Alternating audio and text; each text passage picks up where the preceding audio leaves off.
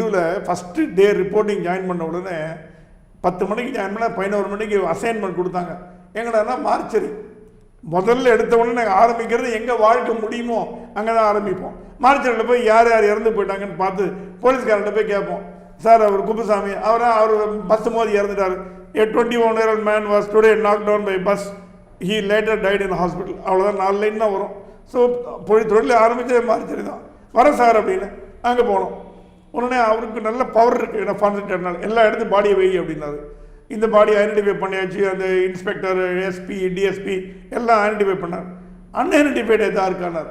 ஒரு பாடி இருக்குது சார் அப்படின்னா. கொண்டாந்து வெயின்னா. சார் அது சரியா இல்லை சார், தலை வேற கால் வேறையா முண்டமாக இருக்குன்னா. நீ வெய்ப்பா அப்படின்னார். அந்த ஆள் உள்ள இந்த மார்ச்சரி மேன் கொண்டாந்து வச்சான். கரெக்டாக அந்த ரீஅசம்பிள் பண்ண அந்த பாடி, அது லேடி பாடின்னு தெரிஞ்சுது. நல்லா மூஞ்செல்லாம் ஒன்றும் கருக்கி போல, ஃபேஸ் எல்லாம் நிறையா இருந்தது.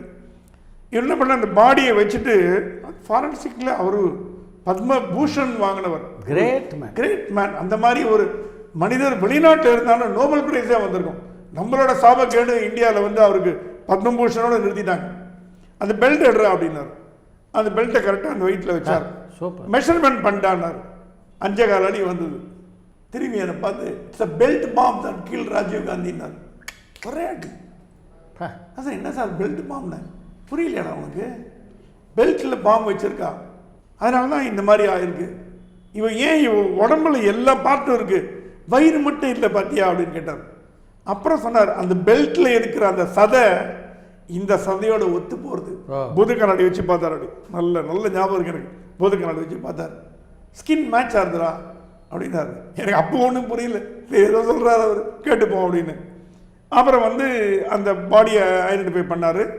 அந்த எங்கள் ஃபோட்டோகிராஃபர் எல்லாத்தையும் ஃபோட்டோ எடுத்தார். டக்கு எடுக்க வச்சார்.